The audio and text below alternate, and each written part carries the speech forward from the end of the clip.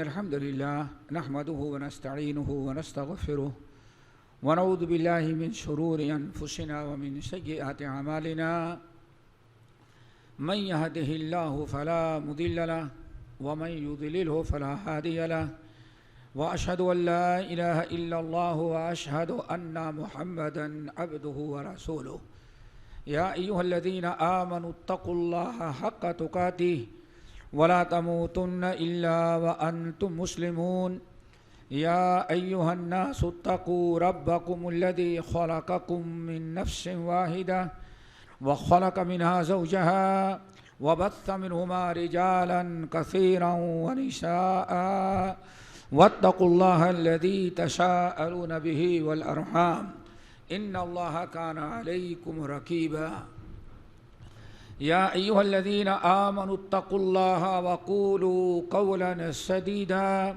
يصلح لكم أعمالكم ويغفر لكم ذنوبكم ومن يطع الله ورسوله فقد فاز فوزا عظيما أما بعد فإن خير الحديث كتاب الله وخير الهدي هدي محمد صلى الله عليه وسلم وشر الأمور محدثاتها وكل محدثة بدعة وكل بدعة ضلالة وكل ضلالة في النار فأعوذ بالله السميع العليم من الشيطان الرجيم بسم الله الرحمن الرحيم وما أصابكم من مصيبة فبما كسبت أيديكم ويعفو عن كثير وعن ابن عباس رضي الله تعالى عنهما قال قال رسول الله صلى الله عليه وسلم خمس بخمس قيل يا رسول الله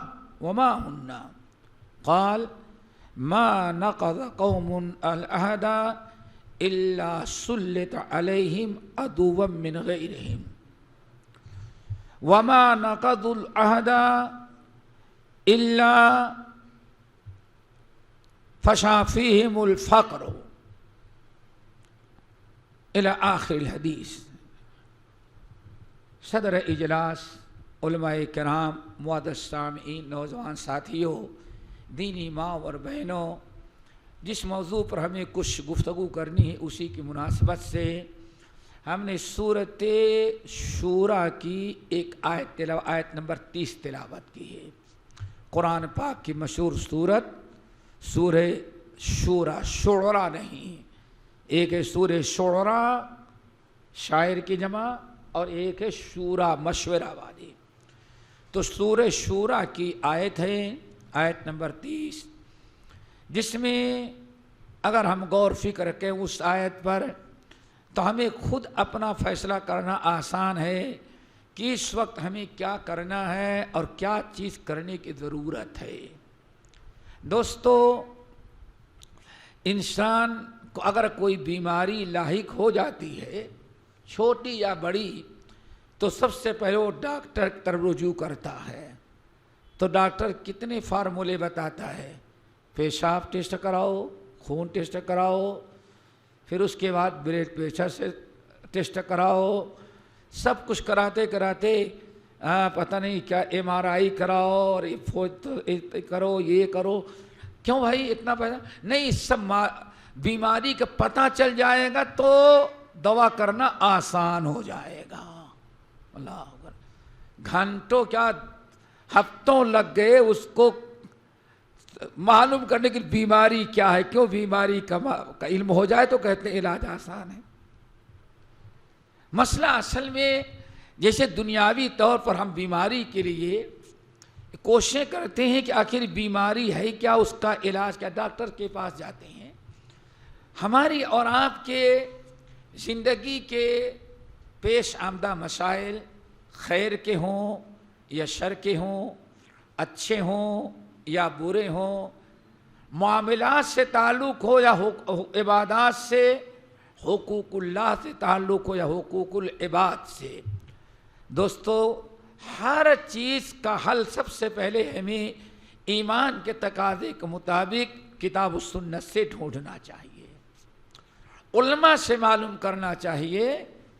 علماء ایک ڈاکٹر کے مانند ہیں، ان سے ملو، اب کتاب و سنت کی روشنی بتائیں اس کا حل کیا ہے، ہمیں کرنا کیا ہے۔ لیکن مشکل یہ مولانا کو کچھ معلوم نہیں، ان کو مسجد تک کا علم ہے، مفتی کو صرف فتوے تک۔ اب وہ چاہے اسلام کا تو سیاست دانوں سے مسئلہ حل کرتے ہیں، جس کے پاس نہ قرآن ہوگا نہ حدیث ہوگا، سمجھتے ہیں کہ سارا معاملہ اچھے کا ہو یا خیر، سب کا معاملہ اللہ کے ہاتھ میں ہے، اللہ کے ہاتھ میں۔ اچھا رکھا جب بھی اللہ نے رکھا، ہمیں برا رکھا جب بھی اللہ نے رکھا ہے۔ آیا تو سوچنا چاہیے کہ آخر اللہ نے اتنے مسائل ہمارے لیے پیچیدہ کر دے، اس کا حل بھی تو کچھ ہوگا دوستو۔ تو ہمیں غور کرنا چاہیے اپنے زندگی کے پیش آمدہ، چاہے امت مسلمہ کے مسائل ہوں، ذاتی ہوں یا ذاتی انفرادی ہوں یا اجتماعی ہوں، ملی ہوں یا سماجی ہوں، تو دوستو بہت ضروری ہوتا ہے کہ ہم سب سے پہلے اسلامی طور طریقے سے کتاب و سنت کی روشنی میں اس کو حل کرنے کی کوشش کریں۔ اب ذرا اندازہ لگائیں کہ امام بہقی رحمۃ اللہ علیہ اپنی مشہور کتاب الزہد الکبیر کے اندر نقل کرتے ہیں، عائشہ ہمارے سلف کیسے حل کرتے تھے۔ عائشہ ذرا دیکھنا، اگر چلتے ہوئے تمہارے انگوٹھے میں پتھر سے ٹھوکر لگی اور تمہارا ناخون نکل گیا یا تمہارے انگوٹھے میں تکلیف ہوئی، خون نکلا، تو اس پتھر کو گالی نہیں دینا بلکہ اپنے اعمال کا محاسبہ کرنا۔ عائشہ کہیں ایسا تو نہیں کہ تم سے کچھ غلطی ہوئی ہو جس کی وجہ سے یہ تکلیف تم کو پہنچے۔ اللہ اکبر! کیا ہم کبھی سوچتے ہیں دوستو؟ پھر اسی پر نہیں، آگے ذرا دیکھیں، ہمیں سب سے پہلے دینی حل چاہیے، ایمان ہمارا، قرآن ہمیں کیا تعلیم دے رہا ہے۔ آگے عائشہ، یہ تو ٹھوکر بہت بڑی چیز ہے، آپ نے فرمایا عائشہ اگر تم کہیں چل رہی ہو اور تمہارا دوپٹہ کسی لکڑی میں یا کانٹے میں پھنس جاتا ہے نا، لکڑی میں کوئی دوپٹہ، اس کا دھاگا کہیں اٹک گیا اور کانٹے میں پھنس جانے کے بعد یا لکڑی میں پھنس جانے کے بعد تمہارے دوپٹے کے چند دھاگے نکل گئے، تمہارا دوپٹہ عیب دار ہو گیا، تو عائشہ اپنے اعمال کا محاسبہ کرنا، ہم سے کہاں مسٹیک ہو رہی کہ ہمارا دوپٹہ خراب ہو گیا۔ حیرت کی بات ہے، تعجب کریں گے آپ حضرات، ہمارے سلف کس طرح سے اپنے معاملے کو اللہ تعالیٰ کے ایمانی طریقے سے پہلے سوچتے تھے۔ امام محمد ابن سیرین رحمۃ اللہ علیہ ایک کبار تابعین میں سے ہیں، بہت اونچا مقام و مرتبہ ہے۔ حضرت ام سلمہ وغیرہ سے ان کے بڑے تعلقات تھے۔ اللہ اکبر! حضرت محمد ابن سیرین رحمۃ اللہ علیہ کہتے ہیں، یاد رکھنے کی بات ہے دوستو، کہتے ہیں کہ اللہ کی قسم ہم گھر میں آتے ہیں کبھی، اور ہماری بیوی ذرا اونچی آواز سے زبان درازی کر رہی ہے، جس سے کچھ گستاخی ہماری ہو رہی ہے۔ کیا آج کوئی انسان اپنے مسائل کو اس طرح سے سوچنے کے لیے تیار ہے دوستو؟ جو قرآن و سنت کے ترجمان تھے، کتاب و سنت کے مبلغ تھے، امت کے راہبر تھے، انہوں نے اپنے مسائل کو کس طرح سے سمجھا۔ کہتے ہیں میں اگر آتا ہوں، ہماری بیوی ذرا زبان درازی کرتی ہے، چیخ چلا کے بات کرتی ہیں، تو میں سوچتا ہوں اللہ نے تو بیان فرمایا ہے ہم نے بیوی اس لیے لتسکنوا الیہا، تاکہ تم باہر سے آؤ تو اس کی شکل و صورت، اس کا اخلاق کردار دیکھ کر کے تمہارے دل کو سکون ہو، فرحت اور مسرت محسوس ہو۔ لیکن وہی بیوی آج گئے تو کچھ اور رنگ ہے، اب آ رہے ہیں تو آج کچھ ذرا تیز آواز سے کچھ ذرا چند باتیں سنا رہی ہے۔ کہتے ہیں واللہ بیوی کے منہ لگنے کے بجائے میں کمرے میں بیٹھ کے سوچتا ہوں کہ جس بیوی کو اللہ نے میری وفاداری خدمت گزاری کے لیے آج وہ ذرا اکڑ کر کے بات کر رہی ہے، تو شاید کہ مجھ سے کوئی غلطی ہوئی ہو جس کی سزا اللہ مجھے بیوی کے ذریعے دے رہا ہے۔ ہم تو کہیں کہ تمہاری ایسی طلاق طلاق طلاق طلاق، ہاں ابھی نکل جا گھر سے. کیا خیال ہے؟ اس سے اہم بڑی بات ہمارے اکابر، یہی محمد ابن سیرین کہتے ہیں، اگر میری گائے دودھ نہیں دیتی، دودھ نکالنے کے لیے جائیں، گائے اگر پیر اٹھاتی ہے اور دودھ دینے سے انکار کر رہی ہے اور اپنے چھاتی اور اپنے تھن میں ہاتھ نہیں لگانے دیتی، تو کہتے ہیں گائے کو لاٹھی اٹھا کر کے مارنے کے بجائے میں اپنے اعمال کا محاسبہ کرتا ہوں. جو گائے قرآن میں کے روشنی میں اللہ نے میرے لیے پیدا کیا ہے، آج ہمیں فائدہ اٹھانے سے انکار کر رہی ہے، تو شاید مجھ سے کوئی غلطی ہو جس کی سزا اللہ اس گائے کے ذریعے ہمیں دے رہا ہے. میرے بھائیو، جو آیت میں نے پڑھی سورۃ شورى کی، اللہ نے فرمایا وَمَا أَصَابَكُم مِّن مُّصِيبَةٍ، یہ جملہ بڑا اہم ہے. وَمَا أَصَابَكُم مِّن مُّصِيبَةٍ فَبِمَا كَسَبَتْ أَيْدِيكُمْ. اے میرے بندو، اللہ تعالیٰ فرما رہے ہیں ما اصابکم من مصیبت، یہاں مصیبت مصیبہ، یہاں آپ حضرات قرآن دیکھیں گے تو تنوین ہے. تنوین کہتے ہیں، کیا کہتے ہیں؟ دو زیر دو زبر دو پیش. وما اصابکم من مصیبت، دو زیر، اس کو تنوین کہا جاتا ہے. کیوں؟ اس میں تنوین سے اس میں نون کی آواز آتی ہے، نون کی آواز آتی ہے، اسی لیے اس کو تنوین کہا جاتا ہے. یہاں جو تنوین آئی ہوئی ہے اس کا معنی ہوتا ہے اسم عام. اس میں ہم سمجھتے ہیں نا، کیا کہتے ہیں؟ Common noun. ہاں اب سب سمجھ جائیں گے، پہلے سمجھانا پڑتا. کامن ناؤن کیا مطلب ہے؟ ایک عام ہے، چھوٹی بھی اور بڑی بھی، میڈیم بھی. اس لیے ترجمہ کیا کیا جاتا ہے؟ چھوٹی سے چھوٹی یا بڑی سے بڑی ادنا درجے کی مصیبت بھی میرے بندو تم پر نہیں آتی مگر فَبِمَا كَسَبَتْ أَيْدِيكُمْ، چونکہ تم نے کچھ گناہ اور غلطی کی ہے جس کی بنا پر یہ مصیبت تم پر آئی ہوئی ہے. کیا خیال ہے دوستو؟ سال بھر نماز ہم نہ پڑھیں، فجر کی نماز روزانہ ہم چھوڑ دیں، قرآن کی تلاوت ہم نہ کریں، ماں باپ کی فرما برداری ہم نہ کریں، قرآن تو صرف رمضان میں کھولیں اور اس موبائل میں فلمیں دیکھنے کے لیے پتہ نہیں کیا کیا ساری ساری رات گزار دیں. کیا خیال ہے؟ جس کو کہتے ہیں رند کے رند رہے ہاتھ سے جنت بھی نہ جائے. اتنے پاپ، اتنے گناہ، اتنے جرائم ہم کریں اور پھر بھی اللہ تعالی ہمیں سزا نہ دے. پھر کیا کہتے ہیں؟ دل کو بہلانے کے لیے غالب خیال. اچھا، کچھ لوگ کیا کہتے ہیں؟ آپ لوگ سب کو ہم تو بھگتتے ہیں، آپ لوگ بھی ارے بھائی مولوی صاحب جتنی سخت بات کر رہے ہیں اللہ اتنا سخت نہیں ہے. پھر کیا؟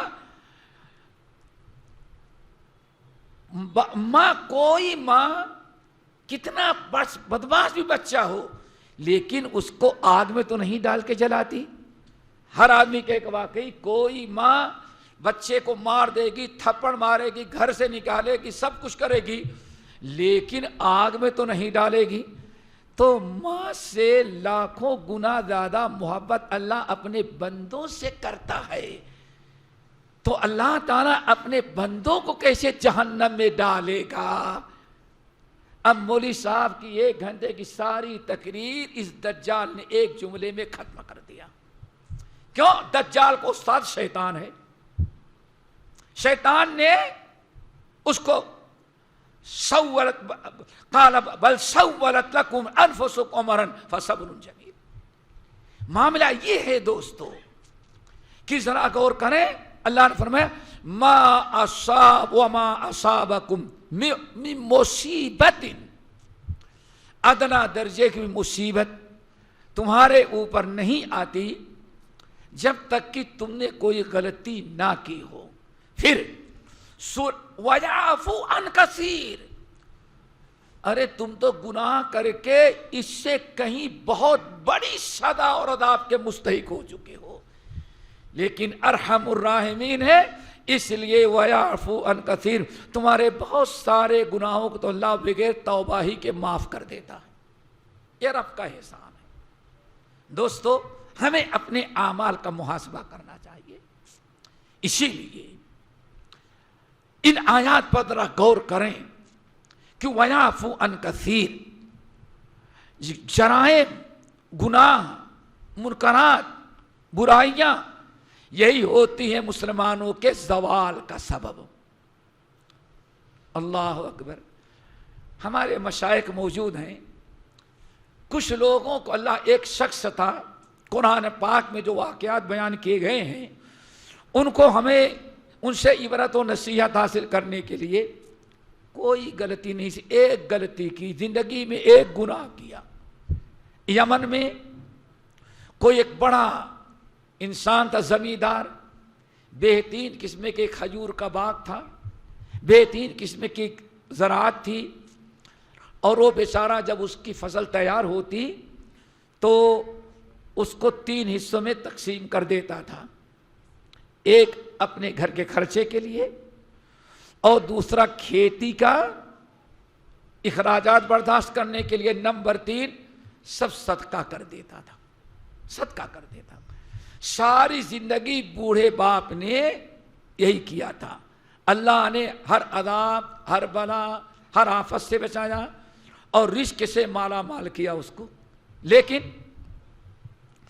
بچے بہت چڑھتے تھے، جو اس کے لڑکے تھے، کہتے تھے اب میرا باپ بڑا بیوقوف ہے، بڑا احمق ہے، فلاں کو ذرا دیکھو کہاں سے کہاں پہنچ گیا، اور یہ ایک باغ لے کر کے بیٹھا ہوا ہے، اتنا غریبوں کو دینے کی کیا ضرورت ہے، اگر اس کو بچا کے رکھتا تو اتنی جائیداد پراپرٹی، اتنا بڑا باغ دوسرا بھی بنا لیتا۔ باپ کو بیوقوف کہا اور باپ کے مرنے کا انتظار کر رہے تھے، نہ شرک کیا، نہ کفر کیا، نہ بت کی پوجا کی، نہ قبر کی پوجا کی، نہ تعزیہ اٹھایا، نہ سینے پیٹے، نیک باپ کی اولاد، بس ایک غلطی کی، باپ کا انتظار کر رہے تھے باپ مر جائے تب بتاؤں گا۔ کیوں؟ باپ نے ان غریبوں کی عادت خراب کر دی ہے۔ جس دن فصل تیار ہوتی ہے، محلے کے قرب جوار کے سارے غریب اپنی اپنی تھیلیاں لے کر کے آ جاتے ہیں اپنا حق لینے کے لیے۔ جب باپ کا انتقال ہوا تو سارے بچوں نے مشورہ کیا، اب فصل تیار ہے، اور والد صاحب نے فقیروں کی، مسکینوں کی، گاؤں والے غریبوں کی عادت خراب کر رکھی ہے، اس لیے اب ہم ان کو سبق سکھلائیں گے۔ اللہ نے فرمایا اِنَّا بَلَوْنَاهُمْ كَمَا بَلَوْنَا أَصْحَابَ الْجَنَّةِ إِذْ أَقْسَمُوا لَيَصْرِمُنَّهَا مُصْبِحِينَ فَتَنَادَوْا مُصْبِحِينَ۔ اللہ نے فرمایا رات کو میٹنگ کیا سارے بھائیوں نے، اور کہا دیکھو جلدی سو جاؤ اور صبح ہونے کے پہلے پوری فصل پھل توڑ کر کے گھر لا لو۔ کیوں؟ ان غریبوں کی عادت والد صاحب نے خراب کر رکھی ہے۔ اگر دن میں توڑو گے اور فصل تیار ہے، غریبوں کو پتا چلا، مسکینوں کو پتا چلا، تو تھیلیاں لے کر کے پہنچ جائیں گے۔ اس لیے رات کو اندھیرے ہی میں توڑ لاؤ تاکہ غریبوں کو پتا نہ چلے۔ چلو بھائی، وَهُمْ يَتَخَافَتُونَ فَتَنَادَوْا مُصْبِحِينَ، جلدی سو جاؤ تاکہ نیند جلدی کھل جائے۔ وَمَكَرُوا وَمَكَرَ اللَّهُ وَاللَّهُ، اللہ تعالیٰ کے ساتھ کوئی اپنی تدبیر میں کامیاب نہیں ہوتا۔ اللہ تو دیکھ رہا تھا۔ صبح فَتَنَادَوْا مُصْبِحِينَ، جلدی سو گئے اور رات کو اٹھے، اور ایک بھائی دوسرے بھائی کے دروازہ کھٹکھاتا ہے، جلدی اٹھو جلدی اٹھو۔ اللہ فرماتے ہیں فَانْطَلَقُوا وَهُمْ يَتَخَافَتُونَ، وہ پھل توڑنے کے لیے باغ میں جا رہے تھے، تو وہم یتخافتون، پیر اتنے ہلکے ہلکے اٹھاتے تھے تاکہ چلنے کی آہٹ غریبوں کو نہ معلوم۔ دوستو کتنی ہوشیاری کیا، پورا پلان بنایا۔ فنا تنادوا مصبحین ان اغدوا علی حرثکم ان کنتم صادقین، اگر سچے ہو تو فوری طور پر توڑ لاؤ۔ اللہ اکبر، ادھر یہ پلان بنا رہے ہیں، وَمَكَرُوا وَمَكَرَ اللَّهُ وَاللَّهُ خَيْرُ الْمَاكِرِينَ۔ دوستو قیامت کے دن ہم کہہ دیں گے، غریبوں کو بتا دیں گے بھائی ہم نے تو توڑا، سب ختم کر دیا، غریبوں کا حق، مسکینوں کا حق، اتنی بڑی غلطی کی، ایک غلطی زندگی میں۔ اللہ فرماتے ہیں فطاف علیہا طائف من ربکم وہم نائمون، نتیجہ کیا نکلا؟ اللہ نے ان کی بدنیتی، ابھی برائی نہیں کیا تھا، ذرا سوچیں کیا خیال ہے شیخ، ابھی تو برائی نہیں کیا تھا نا، برائی نہیں کیا تھا، برائی کا ارادہ کیا۔ اللہ اکبر، برائی کا ارادہ کیا۔ فتنادوا مصبحین ان اغدوا علی حرثکم ان کنتم صارمین فانطلقوا وهم یتخافتون الا يدخلن اليوم علیکم مسکین، کوئی غریبوں کو پتہ نہ چلے اور دیکھ بھی نہ پائے کوئی غریب، سب توڑ کے لاؤ رکھ لو۔ اللہ فرماتے پلان بنائے، جب انہوں نے پکا ارادہ کر لیا، یہ سوئے تھے، فطاف علیہا طائف من ربک وہم نائمون، اللہ نے فرشتے کو بھیجا اور پورے باغ کو جلا کر کے راکھ کر دیا، پورا باغ اللہ نے چھین لیا۔ جب صبح گئے تو سب کے باغ کھڑے ہیں اور اپنا باغ غائب ہے، کہتے ہیں انا لضالون، اندھیرے میں راستہ پتہ نہ چلا، کہیں اور آ گئے، راستہ بدلو اور چلو، اور آگے بڑھے تو دوسرا کہتا ہے یار راستہ کیسے بھول گئے، دیکھو فلاں کا کھیت یہ ہے، فلاں کا باغ یہ ہے، فلاں کا کنواں یہ، ہمارا کنواں کہاں گیا، ہماری کھیتی کہاں گئی۔ ان میں جو ذرا عقل مند تھا، تھوڑی سی سوجھ بوجھ والا، اس نے کہا علم اقل لکم، اب تمہیں سمجھ میں آیا، پہلے میں کہتا تھا باپ نے جو اچھا کام شروع کیا ہے اس کو بند نہ ہونے دو، چلنے دو، لیکن تم لوگوں نے بات نہیں مانی، اب بھگتو۔ اب پتا چلا باپ بیوقوف تھا یا ہم لوگ بیوقوف ہیں۔ میرے بھائی سوچو، ایک برائی کا ارادہ کیا کہ کل باغ کا پھل توڑ لیں گے اور غریبوں کو نہیں دیں گے، غریبوں کا حق، مسکینوں کا حق۔ اللہ تعالیٰ اتنا ناراض ہوا، کرنے کے پہلے صرف نیت پر اللہ تعالیٰ نے پورا باغ چھین لیا۔ اس واقعے کو بیان کرنے کے بعد مشہور صحابی عبداللہ بن مسعود رضی اللہ تعالیٰ عنہ کہتے ہیں اے لوگو سن لو، اللہ اکبر، عبداللہ بن مسعود کہتے ہیں اے لوگو اس واقعے سے عبرت و نصیحت حاصل کرو، سبق سیکھو۔ ایک گناہ کیا، اللہ نے ساری نعمت چھین لیا۔ پھر آگے کہتے ہیں اس لیے پتہ نہیں کبھی تمہارے گناہوں کی بنا پر اللہ تعالیٰ تمہارے رزق کا دروازہ بند کر دیتے ہیں، تمہاری ملازمتیں ختم ہو جاتی ہیں، کاروبار ختم ہو جاتا ہے۔ اور اس سے بڑھ کر کے آگے کیا کہتے ہیں، ہم سب ہمارے لیے بڑی عبرت کی چیز، اور انسان جب گناہ کرتا ہے، ایک گناہ کرتا ہے تو علم کا ایک باپ اللہ تعالیٰ اس سے چھین لیتے۔ اللہ اکبر، اللہ ناراض ہوا، آپ کو علم دیا۔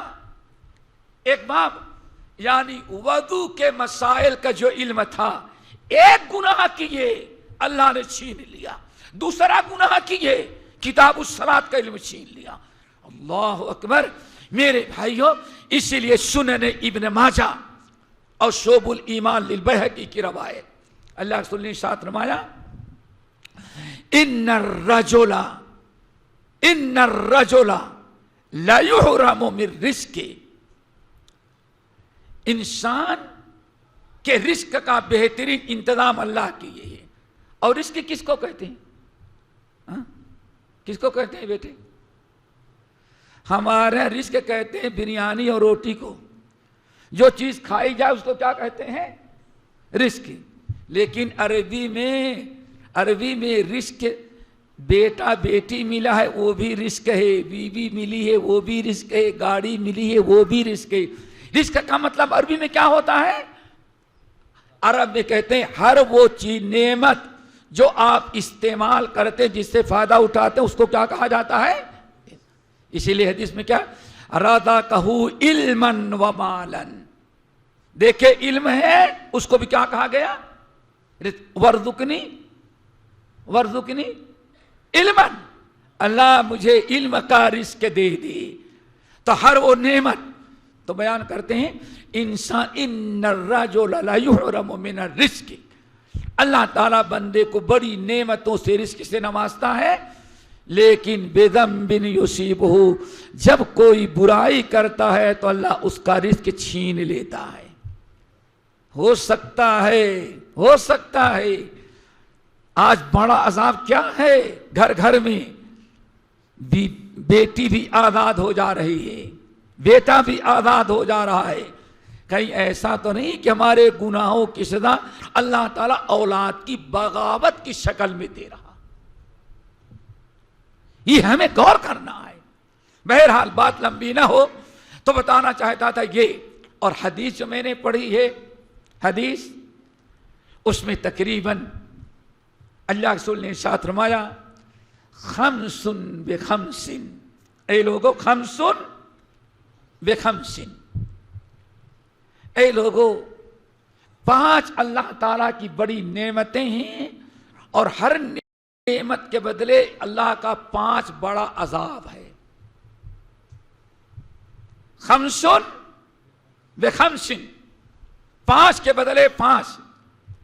صحابہ کرام نے کہا یا رسول اللہ وما خمس بخمس، یا دوسری بات وما ہن یا رسول اللہ. اللہ رسول کیا مطلب ہے 5 کے بدلے 5؟ تو اللہ رسول نے ارشاد فرمایا 5 برائیاں ہیں اور 5 نعمتیں ہیں. نمبر 1 ما نقض قوم العہد. پہلی 5 برائیاں ہیں اور 5 برائیوں کے بدلے ایک دردناک عذاب ہے. ایک برائی ہوگی امت میں تو اللہ ایک عذاب، دوسری برائی ہوگی تو پھر دوسرا عذاب، تیسری برائی ہوگی تو پھر تیسرا عذاب. اس طرح سے 5 برائیاں ہیں اور ہر برائی کے بدلے 5 عذاب ہے. اللہ تعالیٰ سے دعا کرو ہم سب کو ان گناہوں سے بچائیے. اور سنتے جائیں اور ذرا اپنے حالات، اپنے معاشرے کا علاج سوچیں. کہیں ایسا تو نہیں کہ یہی بیماریاں ہیں، یہی برائیاں ہیں جو ہمیں برباد کر رہی ہیں. نمبر 1 اللہ اکبر. اللہ رسول نے ارشاد فرمایا ما نقض قوم العہد الا سلط علیہم عدوہم. اور یہی حدیث ابن ماجہ میں حضرت جابر بن عبداللہ سے مروی ہے. تو اس میں کیا ہے؟ الا سلط اللہ علیہم عدوا من غیرہم. جب میری امت کے لوگ عہد توڑنے لگے، ما نقض قوم العہد، جب بھی کوئی قوم عہد توڑے گی. عہد کیا؟ جو اللہ وعدہ کیا جاتا ہے، وعدہ خلافی عہد ہے. عہد کا لفظ اللہ بہت وسیع ہے. اللہ تعالیٰ نے کئی عہد ہم سے لیا ہے. نمبر 1 عہد تو ہے کہ جب اللہ تعالیٰ نے آدم کو پیدا کیا تو آدم کے پیٹ سے قیامت تک آنے والی ذریت کو نکالا. مشہور ہے حدیث، سورۃ اعراف کی آیت ہے. نکالا اور قیامت ہم اور آپ بھی تھے، ہم بھی تھے، آپ بھی تھے، تازیہ والا بھی تھا، ماتم کرنے والا بھی تھا، اور مندروں میں جانے والا بھی، سب تھے. اللہ نے سب سے پوچھا الست بربکم، کیا میں تم سب کا رب نہیں ہوں؟ کھلانے والا، پلانے والا، دینے والا، لینے والا، کیا میں تم سب کا مالک نہیں ہوں؟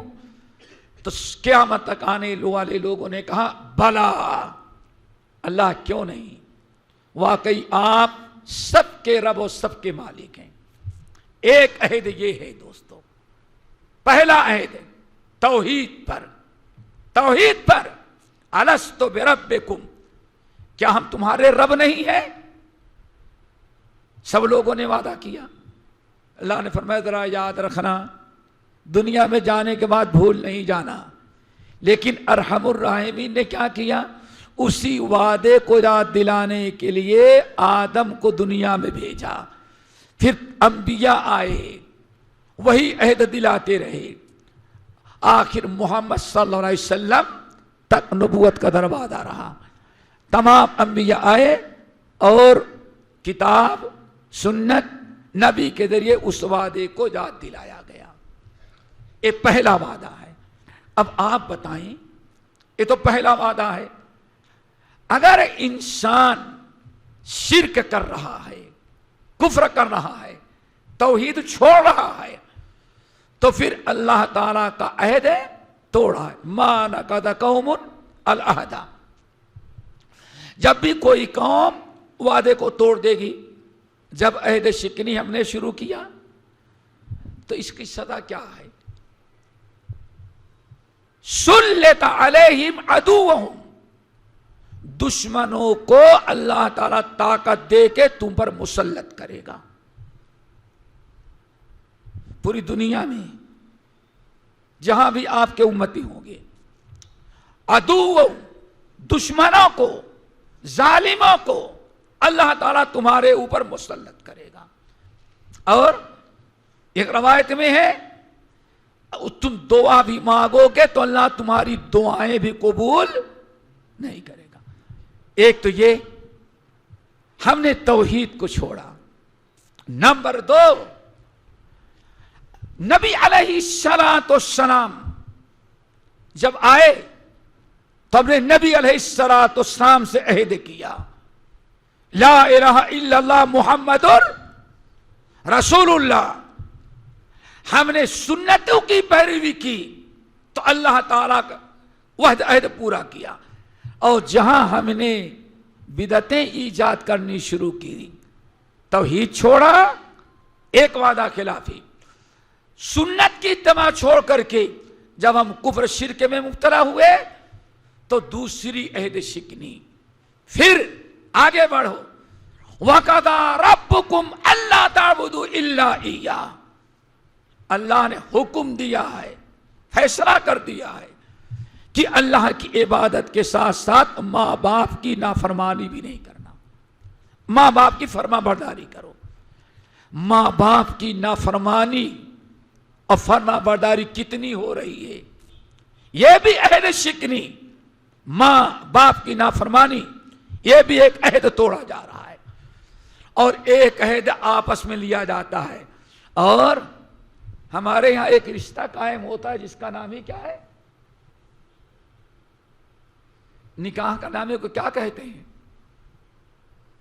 وہ تو باقاعدہ عقد، عہد سے بڑا عقد ہے۔ کیوں؟ عہد ہے اسی زبان سے، عقد ہے وہ زبان سے اس کو باندھنے کا نام عقد ہے۔ اب ذرا سوچیں، ایک وقت عہد یہ ہے، اگر ہم نے دوستو ذرا بتائیں، اگر شوہر بیوی کا حق ادا نہ کرے، وفادار نہ ہو، تو یہ ایک عہد توڑا جا رہا ہے۔ ادھر بیوی اگر شوہر کے ساتھ اپنا حق پورا ادا نہ کرے، جو عہد ہے، اور اس کے وفاداری نہ کرے، تو وہ جو ہے عہد توڑ رہی ہے۔ قدم قدم پر عہد توڑا جا رہا ہے۔ تو اللہ نے ارشاد فرمایا، جہاں بھی تم نے عہد توڑا، اللہ تعالیٰ تمہارے اوپر، تمہارے دشمن کو اور کسی ظالم قوم کو اللہ تمہارے اوپر مسلط کر دے گا۔ کون مسلط کرے گا بیٹے؟ بولو بھائی، اللہ مسلط کرے گا نا۔ اور جس کو اللہ مسلط کر دے، کتنی بھی آپ مدد کریں اللہ تعالیٰ اس کا مقابلہ نہیں کر سکتے۔ کون ہے جو اللہ کے فیصلے کو انک تقضی ولا یقضی علیک، دعا مانگتے ہیں نا وقنی شر ما قضیت فانک تقضی ولا یقضی علیک، اے اللہ برائی سے آپ بچا لیں، آپ کا فیصلہ کوئی رد نہیں کر سکتا، آپ اپنے فیصلے پر ہمیشہ آپ کا فیصلہ غالب آتا ہے۔ تو دوستو یہ عہد وعدہ خلافی دعا کرو اللہ اس سے بچائے۔ اور صدا کیسے؟ سورہ رات کی آیت، سورہ رات، الذین ینقضون عہد اللہ من بعد میثاقہ ویقطعون ما، آپ پڑھیں تو زیادہ اچھا لگے لوگوں، ہاں ذرا سوچو، سب کو بہنوں کو آپ زیادہ یقین آئے گا، کیوں؟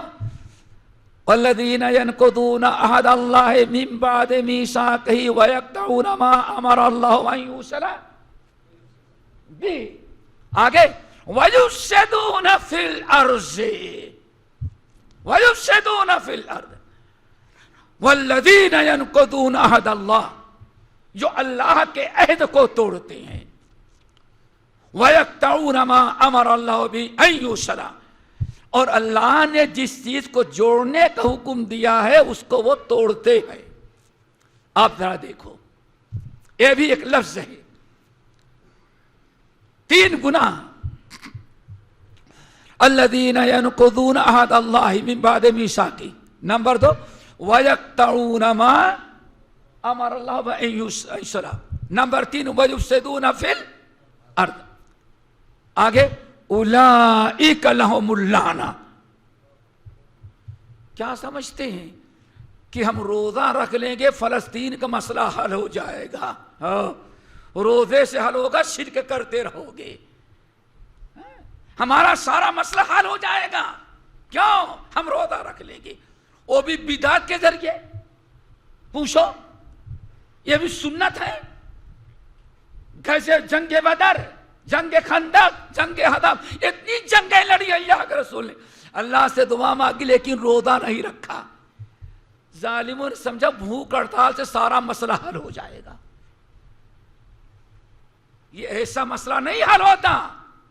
ذرا سوچو، والذین ینقضون عہد اللہ من بعد میثاقہ وَيَقْطَعُونَ مَا أَمَرَ، ایک تو وعدہ خلافی، نمبر 2 وَيَقْطَعُونَ مَا أَمَرَ اللَّهُ بِهِ، اللہ نے جس چیز کو جوڑنے کا حکم دیا ہے اس کو وہ توڑتے ہیں۔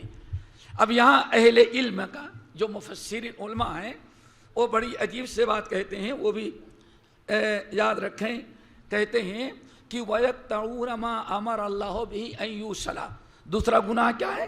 پہلا تو ہے وعدہ توڑنا، اور دوسرا گناہ وَيَقْطَعُونَ مَا أَمَرَ اللَّهُ بِهِ أَن يُوصَلَ، اللہ نے جس چیز کو جوڑنے کا حکم دیا ہے اس کو وہ توڑتے ہیں۔ ایک تو ہے رشتے ناطے کو توڑنا، قطع رحمی، جس کو کیا کہتے ہیں؟ قطع رحمی، لیکن مفسرین کی بڑی جماعت کہتی ہے یہاں لفظ ماں ہے جو عام ہے، یہ بڑی وسعت ہے، اس کی چند مثالیں۔ نمبر 1، اللہ نے حکم دیا اللہ کے گھر مسجد سے جڑے رہو، کس سے جڑے رہو؟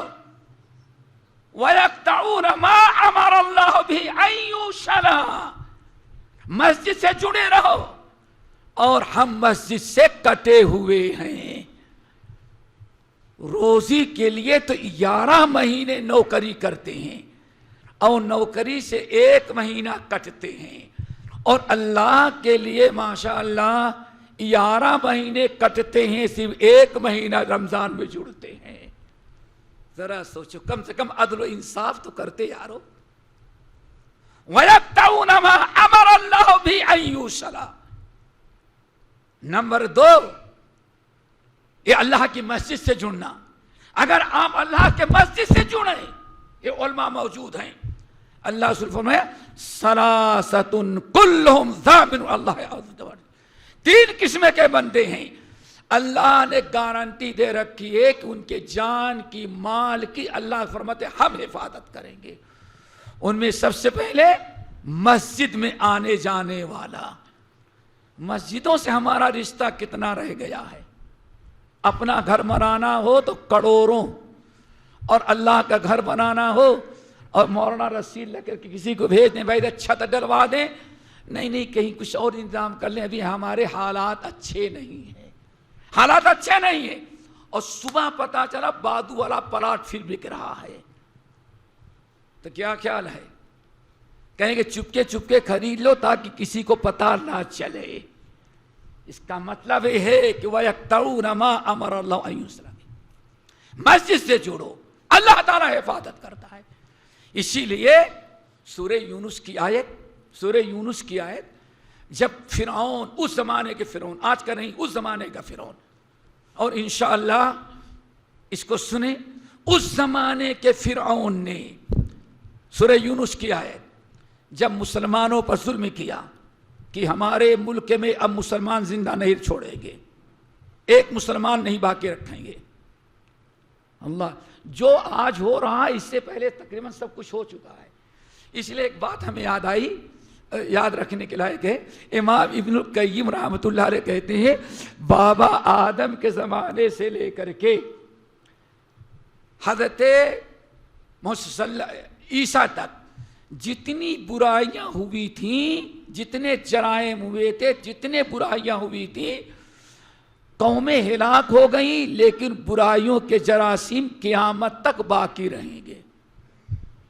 کیا ایک چھوٹی سی مثال دیں, شرم تو آتی ہے لیکن کبھی کبھار باتیں کرنی پڑتی ہیں. ایک چھوٹی سی مثال دیں, دنیا میں لڑکے سے شادی کریں, دنیا میں سب سے پہلے کس قوم نے ایجاد کیا؟ ٹھیک ہے نا, کیا نا, نوح علیہ السلام کے پاس جب فرشتے آئے خوبصورت لڑکوں کی شکل میں,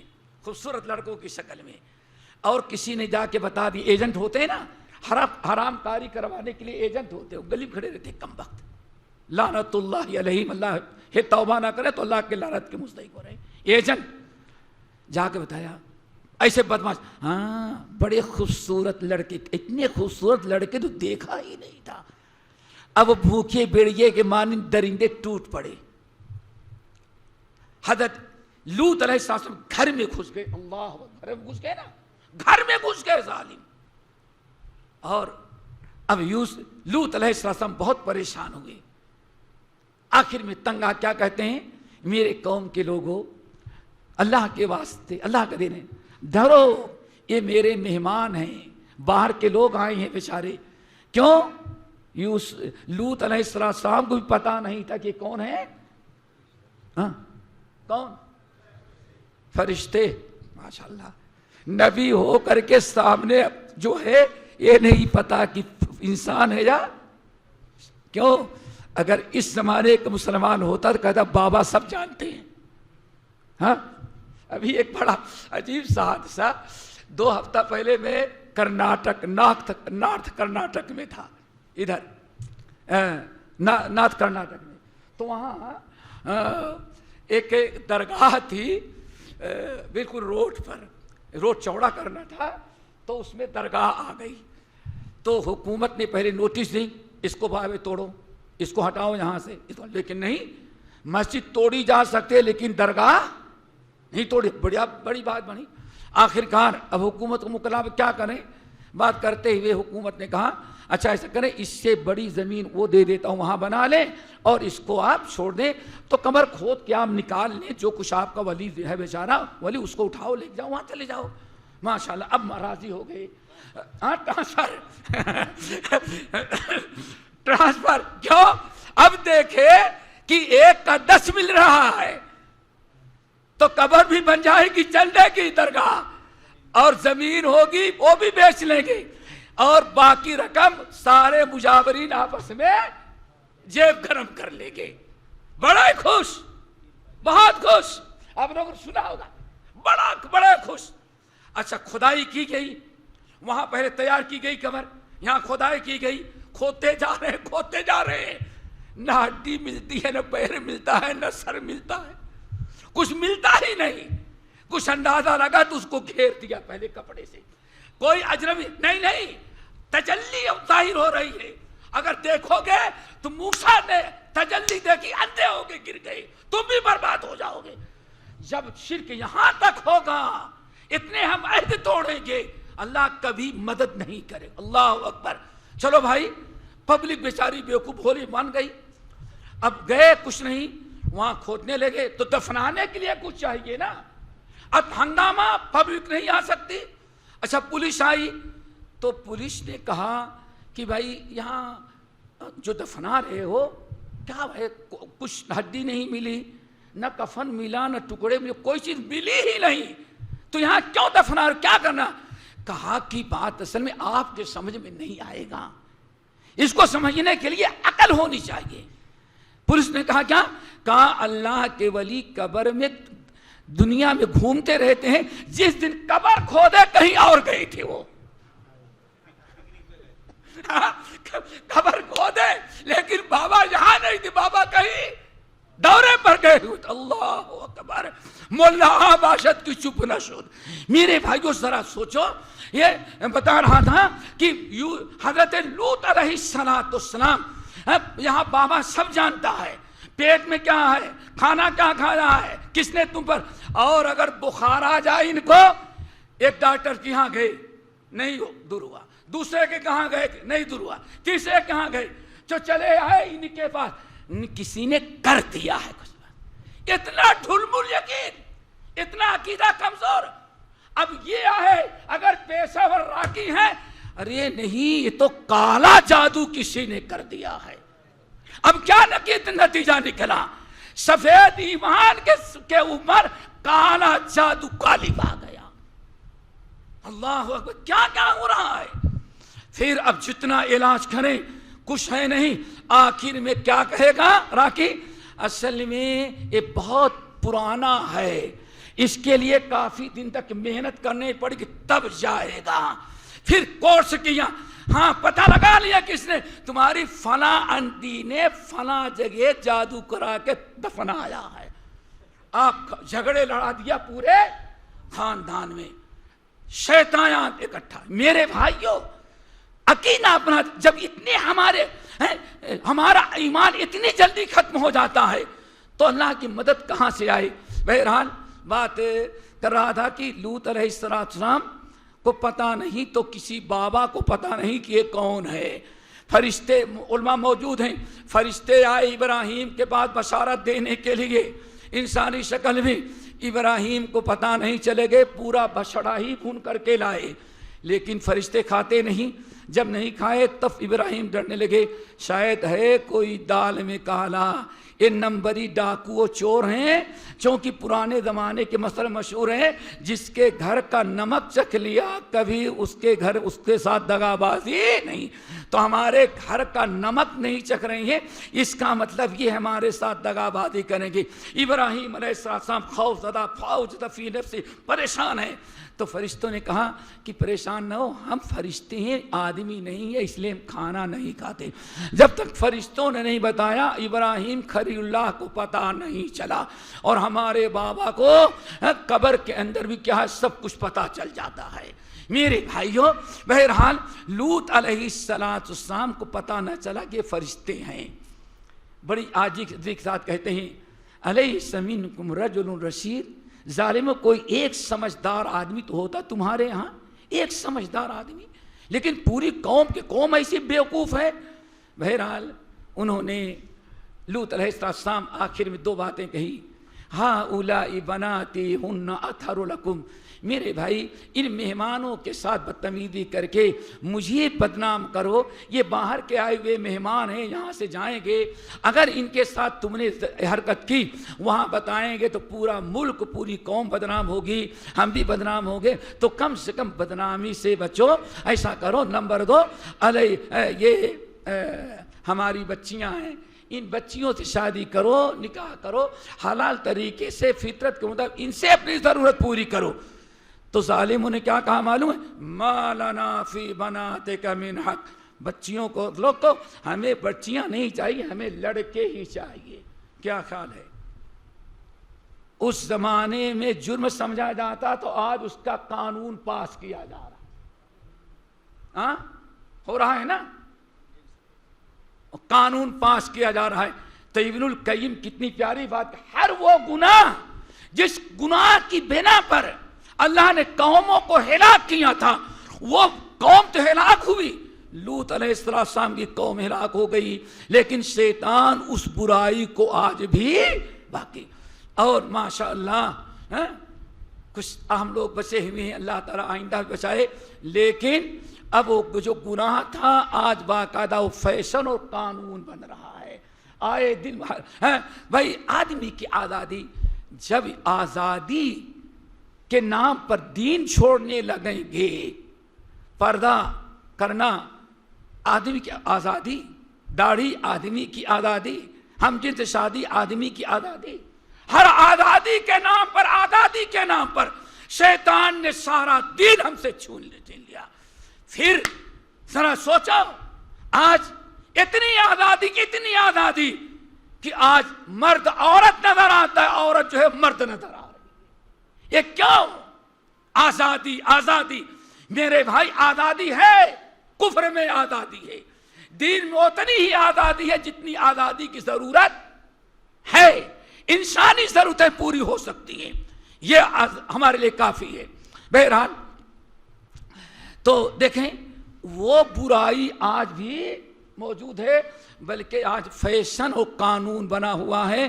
ہمارے مشائخ، ان کے پاس طلاق کے کیس آتے ہوں گے تو معلوم ہوگا کہ کیسے کیسے کیس آ رہے ہیں کہ شادی کے بعد انسان عورت کا حق ادا کرنے کے لیے تیار نہیں، اس کو وہی شیطانی حرکتیں چاہیے. میرے بھائی جب اس طرح سے ہم کریں گے تو یہ بھی ہے میرے اللہ کا ایک عہد توڑا نا.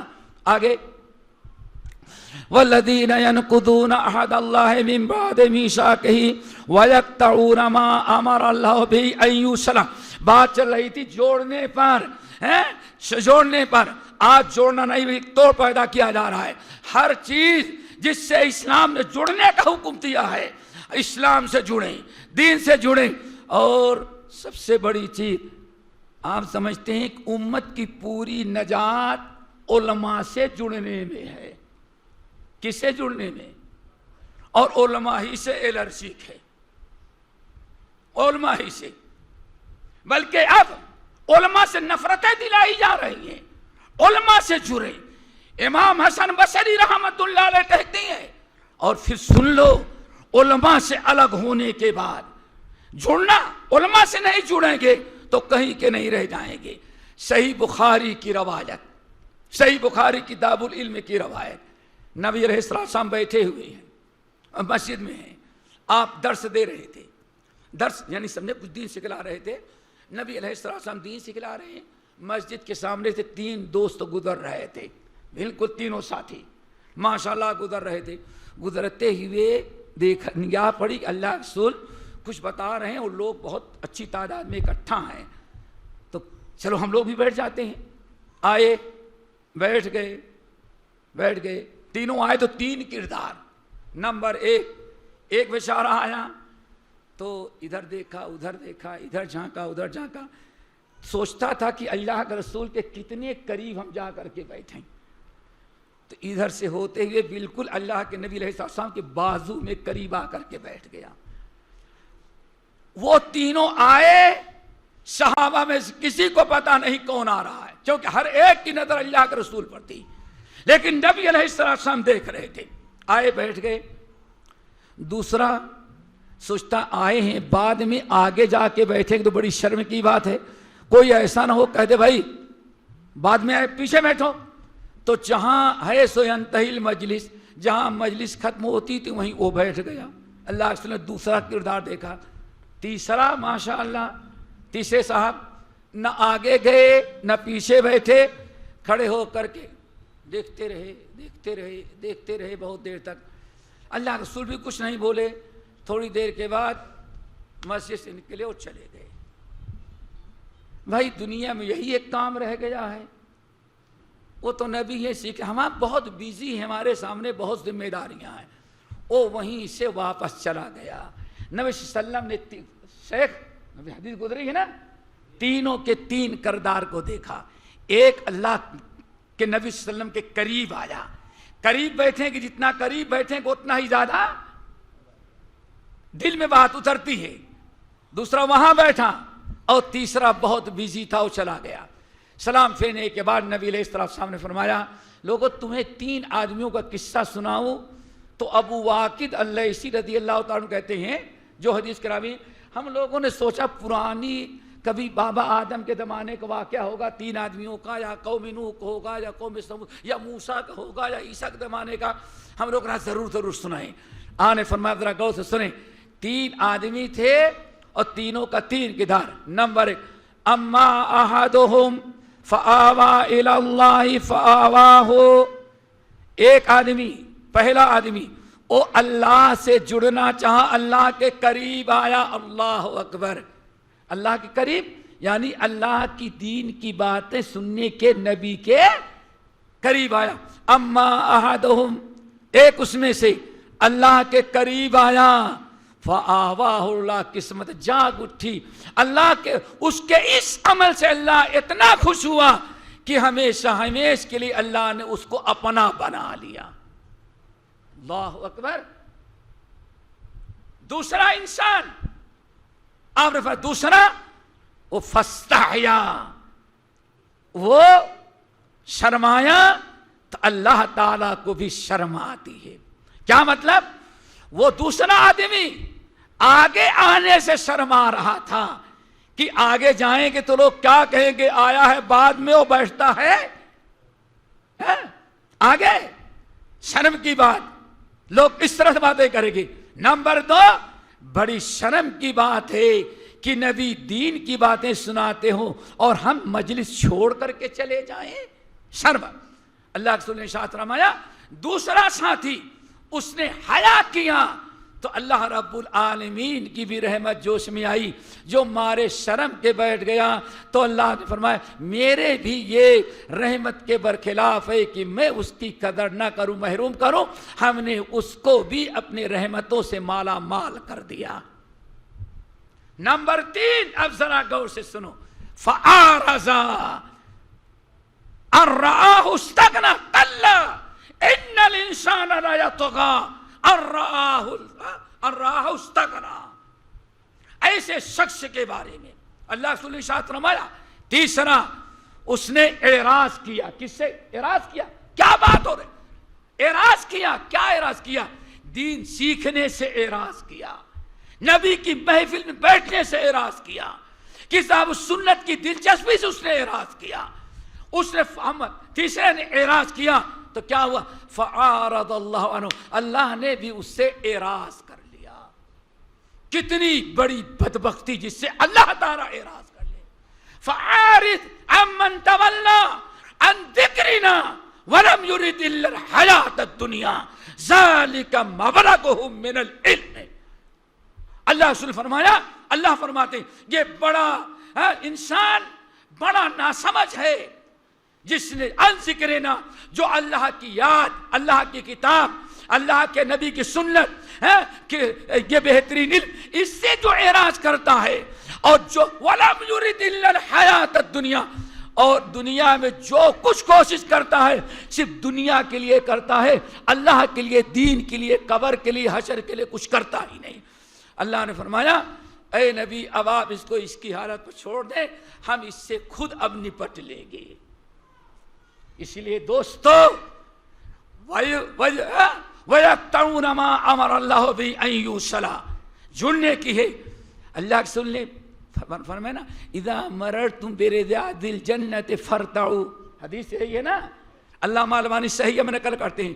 جب تم لوگ اللہ کے جنت کی کیاری سے گزرنا, اللہ اکبر, اللہ رسول فرماتے بھی نہیں کیا دینی محفلوں سے, اذا مررتم بریاض الجنت, جب جنت کے کیاریوں سے, جنت کے باغیچے سے گزرنا تو جنت کے کچھ پھل پھول توڑ کر کے جانا, خالی ہاتھ نہیں چلے جانا. اللہ دعا کرو اللہ ہم سب کو نصیب کرے. اذا مررتم بریاض الجنت فارتعوا, جب جنت کی کیاریوں سے گزرو تو خالی ہاتھ نہیں, پھل رہتا ہے نا, کچھ پھل توڑ لو, کچھ پھول لے لو, کھا لو چکھ لو, کچھ گھر بھی لے کر کے جاؤ. صحابہ کرام نے پوچھا یا رسول اللہ وما ریاض الجنہ, جنت کی کیاری, جنت کا گارڈن, جنت کا باغیچہ دنیا میں کہاں ہے, کہاں ہے؟ اللہ رسول نے فرمایا اللہ کا بندے مسجد میں جو بیٹھ کے درس ہوتا ہے حلال اور حرام بیان کیا تو وہی تو جنت کی کیاری ہے. کیا خیال ہے دوستو, کیا خیال ہے شیخ؟ ماشاء اللہ, اگر معلوم ہے کہ درس ہوتا ہے تو اس مسجد میں نمازی پڑھنے کے لیے نہیں آئے, دور چلے جائیں گے. سمجھ گئے نا؟ حضرت امام حسن بصری کا ایک قول پیش کر کے ہم بات ختم کرتے ہیں, آگے بڑھا دیتے ہیں. کہتے ہیں امام حسن بصری جو تابعی ہے اور سب سے بڑی خوبی کس کے پروردہ ہے, ام سلمہ رضی اللہ تعالیٰ عنہا. ام سلمہ ام المومنین ام سلمہ کے شاگرد ہیں, ان کے گودوں میں پلے ہیں. کیا ان کی ماں ان کی بادی تھی, گودوں سے کھائے ہیں, ان کے ہاتھوں میں پلے ہیں. یہ حسن بصری رحمت اللہ علیہ کہتے ہیں اے لوگو المجالس کلھا ظلمہ, المجالس کلھا ظلمہ, دنیا کی جتنی مجلسیں ہیں ہر مجلس تاریکی ہی کی, بیکار فضول کی ہے. الا مجالس العلماء, صرف علماء کی مجلسیں ہیں, وہیں تمہارا ایمان تازہ ہوگا, وہیں فتنوں میں بچنے کے لیے تمہیں نور ملے گا, وہیں علم ملے گا, وہیں روشنی ملے گی, وہاں کتاب و سنت کا تمہیں پھل ملے گا. دعا کرو اللہ ہمیں علماء سے جڑنے والا بنائے. اور پھر بات تو لمبی ہو رہی ہے.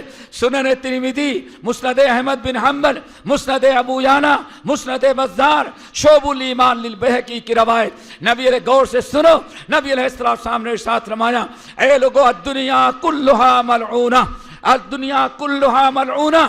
ہمارے نوجوانوں, بھائیوں بہنوں دوستوں, ذرا ان باتوں پر عمل کرو, ساری مصیبتیں چلیں.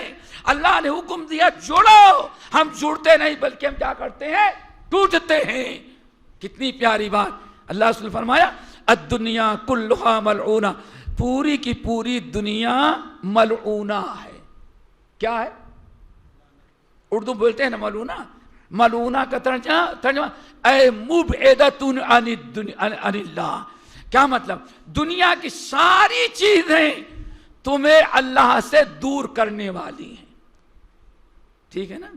دنیا کی ساری چیزیں اللہ سے دور کرتی ہیں. کیا خیال ہے؟ نہیں, بیوی اللہ سے دور کرے گی, شوہر اللہ سے دور کرے گا, بچے اللہ سے دور کریں گے, شیطان ان سے کرواتا ہے. اسی لیے اللہ نے کیا فرمایا, ذرا ہوشیار رہنا. کیا ہوشیار رہو, سمجھا لو بچوں کو, بیوی کو, شوہر کو, دوستوں کو. آخر نبی علیہ السلام جمعے کو خطبہ دے رہے تھے نا, خطبے میں تھے نا, حسن حسین آئے نا خطبے کی حالت میں. خطبے کی حالت, اللہ رسول وہ دونوں گر رہے تھے, صبر نہ کر سکے, ممبر سے اترے اور چلے گئے, دونوں کو اٹھا کے لائے, اور دونوں کو اٹھا کے لائے, ممبر پر بیٹھایا اور فرمایا کیا لوگوں, اللہ نے صحیح فرمایا انما اموالکم و اولادکم, فتنے سے مراد یہ دنیا کا فتنہ نہیں, آزمائش. دیکھو میں بھی صبر نہ کر سکا, ان کی محبت میں اٹھانے کے لیے چلا گیا. تو الدنیا کلھا ملعونہ, دنیا کی ہر چیز اللہ سے دور کرتی ہے. صرف 4 چیزیں ہیں جو انسان کو اللہ سے جوڑتی ہی اللہ کے قریب کرتی ہیں. الدنیا کلھا ملعونہ, دنیا کی ساری چیزیں اللہ سے دور کرتی ہیں, اللہ سے کاٹ دیتی ہیں. صرف 4 چیزیں ہیں جو اللہ کے قریب کرتی ہیں, اللہ تعالیٰ سے جوڑ دیتی ہیں. اس میں کیا ہوگی بیٹے؟ سب سے پہلے mobile, mobile, WhatsApp, YouTube سب سے اچھا, اور پتہ نہیں کیا کیا.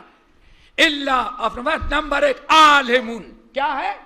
عالمون. دنیا میں ایک ہی 4 چیزیں ہیں جو انسان کو اللہ کے قریب کرتی ہیں, باقی سب اللہ تعالیٰ سے دور کرنے کے سبب بن جاتی ہیں. عالمون, عالم ہمیشہ انسان کو عالم ربانی, عالم ربانی وہ والا نہیں, سمجھ گیا؟ وہ والا نا، وہ والا آپ کے ہاں تو ہے، وہ والا نہیں۔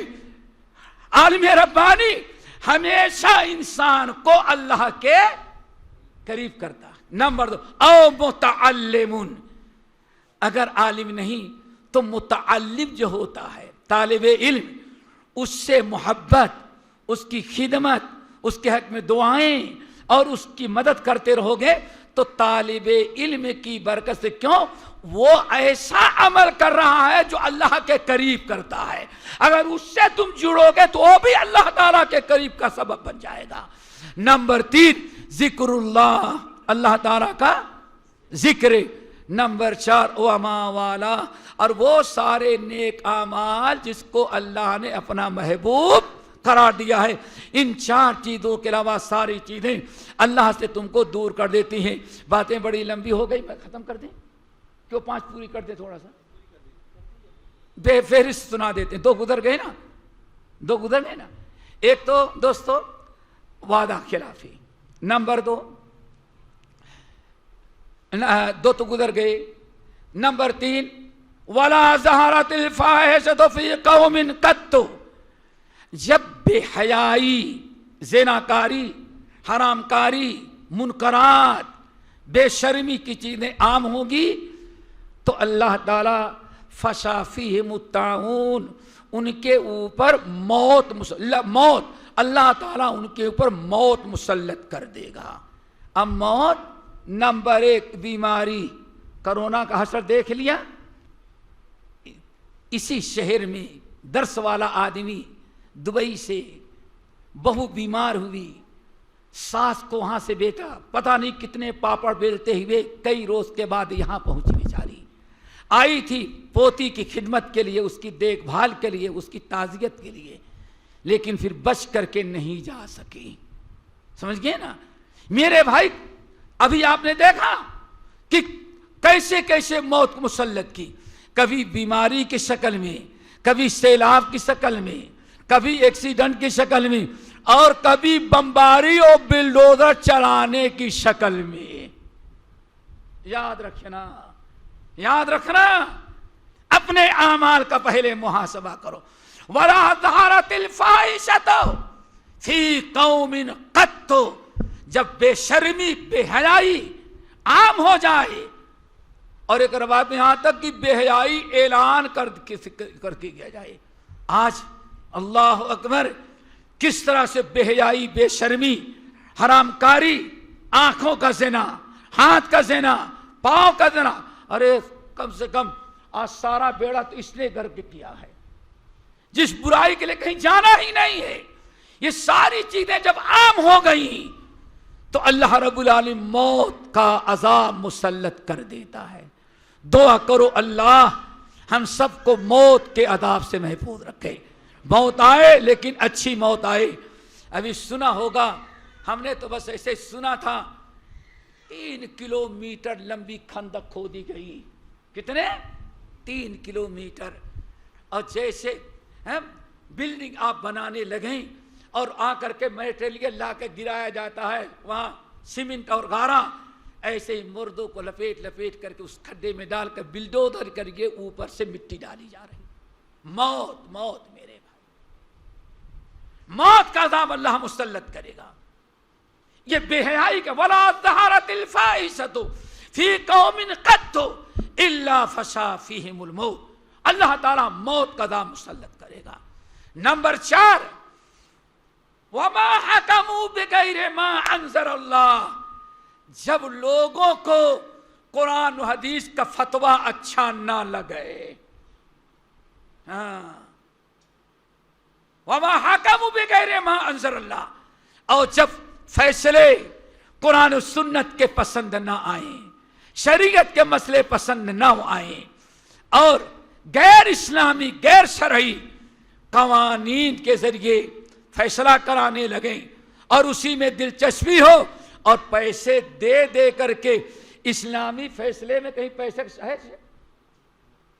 جماعت اہل حدیث کا رجسٹر ہوگا نا نکاح طلاق کا خلا کا، پھر کیوں وکیل نہیں ہے یہاں جو حلال ہے وہی حلال جو حرام، اور وہ لیتا ہے پیسہ کیوں؟ حرام کو حلال بنانا ہے اور حرام کو حلال، حق کو ناحق اور ناحق کو، تو اس کے لیے فیس تو ہونی چاہیے نا بھائی، وہاں فیس۔ اللہ کے رسول نے فرمایا جہاں یہ حرکتیں ہوئی پھر اللہ تعالیٰ بے روزگاری اس قوم کے اوپر مسلط کر دے گا، بے روزگاری، اور نوکریاں نہیں ملیں گی۔ اور صحیح سنیں ابن ماجہ کی روایت، اللہ رب العالمین نوکری بھی دے گا، سب کچھ دے گا، کاروبار بھی چلے گا، لیکن اللہ تعالیٰ برکت اٹھا لے گا، سب کچھ ہونے کے باوجود بھی پریشانی دور نہیں ہوگی۔ دعا کرو ہمیں کتاب و سنت اچھا لگنے لگے۔ نمبر 5 آپ نے ارشاد فرمایا جب زکوٰۃ دینے میں لوگ کوتاہی کرنے لگے، زکوٰۃ دینے میں لاپرواہی اور اچھا نہ سمجھیں، وبال سمجھیں اور مصیبت سمجھنے لگیں، پھر اللہ تعالیٰ ان کے اوپر قحط مسلط کر دے گا، آسمان سے بارش روک لے گا۔ بارش ہوگی تو کب ہوگی؟ جب بارش کی ضرورت نہیں، اور جب ضرورت ہے تو اللہ تعالیٰ خشکی قحط مسلط کر کے ہر طرح کی فصل سے ان کو محروم کر دے گا۔ یہ میرے بھائی 5 گناہ تھے، اور 5 گناہ کے بعد کیا ہے؟ 5 عذاب ہے۔ میں سمجھتا ہوں دوستو جو ہم نے آیت پڑھی تھی وَمَا أَصَابَكُم مِّن مُّصِيبَةٍ فَبِمَا كَسَبَتْ أَيْدِيكُمْ وَيَعْفُو عَن كَثِيرٍ، ہمیں جو کچھ دنیا میں ہو رہا ہے یہ کوئی بلا اس اللہ تعالیٰ جب مسلط کر دیتے ہیں تو اس کا ایک ہی راستہ ہے، کیا ہے بیٹا؟ ہاں کیا؟ تقویٰ، اور بھائی توبہ۔ فَلَوْلَا إِذْ جَاءَهُمْ بَأْسُنَا تَضَرَّعُوا، ہے نا قرآن میں حال ہے۔ اللہ نہیں کہا کہ میں نے مسلط کر دیا غیروں کو، دوبارہ ان کو ہٹائیں گے نہیں۔ اللہ فرماتے فَلَوْلَا إِذْ جَاءَهُمْ بَأْسُنَا تَضَرَّعُوا وَلَكِنْ قَسَتْ قُلُوبُهُمْ، آخر ہم نے تو ان کے اوپر عذاب اس لیے مسلط کیا تھا کہ ان کو ہوش آ جائے، توبہ استغفار کر کے اپنی اصلاح کریں، اللہ تعالیٰ کے سامنے روئیں گڑگڑائے، پھر اللہ تعالیٰ کے دین کی طرف آ جائے، لیکن دل ان کے سخت ہو چکے تھے، اس لیے انہوں نے اللہ تعالیٰ اصلاح نہ کیا، آخر میں دردناک عذاب کے شکار ہو گئی۔ تو ایک ضرورت اس بات کی ہے کہ ہم اللہ تعالیٰ کی طرف رجوع کریں۔ اور سنن نبی داؤد کی روایت میں تو اللہ رسول نے اور وعدے کر دیا، جب صحابہ نے کہا یا رسول اللہ جب اس طرح سے ہم مظلوم ہوں گے، ہم پر ظلم کیا جائے گا، اتنے ہم ذلیل اور خوار ہوں گے، ماں اور بہنوں کی عزت، ہماری عزت، قوم کی عزت، اسلام کی عزت، قرآن کی، تو کیا ایسے ہی قیامت تک ہم لوگ پریشانی میں رہیں گے، ذلیل ہوتے رہیں گے، کہ کوئی دوبارہ اس سے نجات کا بھی چانس ہے؟ تو اللہ رسول نے ایک جواب دیا، دوستو اس کو نوٹ کر کو یاد رکھو۔ اللہ رسول نے فرمایا ہاں، سنن نبی داؤد کی روایت، اس کا ایک ہی حل ہے حتیٰ ترجعوا الی دینکم، کہ دوبارہ دین کی طرف واپس آ جاؤ۔ ساری بلائیں آئی دین چھوڑنے کی بنا پر، اور دین چھوڑ کر کے تو چھوڑتے رہو گے تو بیماری اور عذاب بڑھتا جائے گا۔ ایک ہی راستہ ہے حتیٰ ترجعوا الی دینکم، برائیوں کو چھوڑ کر کے دین کی طرف واپس آ جاؤ، اللہ تعالیٰ خوش ہو کر کے پھر عذاب کو اٹھا کر کے تمہیں حاکم بنا دے گا، عزت دے دے گا۔ لیکن میں سمجھتا ہوں اس کو کوئی قبول کرنے کے لیے تیار نہیں ہوگا، مشکل یہی ہے، لیکن ہمارا کام ہے بیان کر دینا۔ اور پھر میں آخر میں کہوں گا، یہ ادھر ادھر اتنے شور شرابہ کے بجائے دوستو جوش سے کام لینے کے بجائے حالات جب بگڑتے ہیں تو سنجیدگی کے ساتھ سوچو کہ آخر حالات بگڑے کیوں ہیں۔ ڈاکٹر کے یہاں جاتے ہو، بھائی بیٹھے ہیں نا، پیٹ خراب ہو گیا، سب سے آسان بیماری، تو ڈاکٹر نے کیا کھایا تھا، کیا کھایا؟ بچے کو ڈاکٹر صاحب بچے کو بڑا جراب ہو رہا ہے، ساری دیسی دوائیں کر ڈالی، نہیں بند ہو رہا ہے، تو ڈاکٹر پوچھتے کیا کھایا؟ دودھ پینے والا بچہ کیا؟ اچھا امی نے کیا کھایا تھا؟ دیکھیں ہر چیز میں کیوں، اور دین کا معاملہ ہے تو اس نے کیا، یہ نہیں سوچتا کیوں ایسا ہو رہا ہے، کیوں کا جواب ڈھونڈو۔ آج جو پریشانی ہے مسلمانوں کی، اس کا حل یہ ہے کہ ہم بیمار، یہ پریشانی کیوں ہے، اس کیوں کا جواب کتاب و سنت سے ڈھونڈے اور علاج کریں، انشاءاللہ ساری مصیبتیں ٹل کر کے وہ آج خدا نے آج تک اس قوم کی حالت نہیں بدلی، نہ ہو جس کو خیال خود اپنی حالت کے بدلنے کا۔ اور علامہ اقبال نے کیا کہا، واہ ناکامی متائے کارواں جاتا رہا، جانے کا افسوس تو نہیں ہے، گیا۔ واہ ناکامی متائے کارواں جاتا رہا، چلا گیا۔ افسوس تو یہ ہے کہ آج تک مسلمان، دوسرا مسئلہ کیا ہے، کارواں، مشکل یہ ہے کہ کارواں کے دل سے احساس زیاں جاتا رہا۔ بلا یہ ہے کہ کیوں ہم نے کیوں کا جواب نہ ڈھونڈا۔ سارے پریشانیوں کا حل ایک ہے، ہم کیوں ہو رہا ہے ہمارے ساتھ، پھر ہم اس کا سیاسی لیڈروں سے نہیں، اللہ کی کتاب، نبی کی سنت، ان علماء حق سے آ کر کے پوچھو کہ کیوں، اس کا کیا جواب ہے۔ یہ جو جواب دیں گے وہی اس کا علاج ہوگا۔ فَلَنُذِيقَنَّهُمْ، ہر جمعے کو اہل حدیث ساری مساجد میں الحمدللہ فجر کی نماز کی پہلی رکعت میں سورہ سجدہ اور دوسری رکعت میں کیا، فَلَنُذِيقَنَّهُمْ مِنَ الْعَذَابِ الْأَدْنَىٰ دُونَ الْعَذَابِ الْأَكْبَرِ لَعَلَّهُمْ يَرْجِعُونَ۔ یہ ہم عذاب تمہارے اوپر اس لیے نازل کرتے ہیں تاکہ سمجھ آ جائے اور توبہ کر کے اللہ کی طرف رجوع کر لو۔ اللہ تعالیٰ سے دعا کرو اللہ ہم سب کو اپنی طرف رجوع کرنے والا بنائے، اور جو اصل مسئلے کا حل ہے اسے قبول کرنے، اسے سمجھنے کی توفیق دے۔ اقول قولی ھذا واستغفر اللہ من کل ذنب واتوب الیہ۔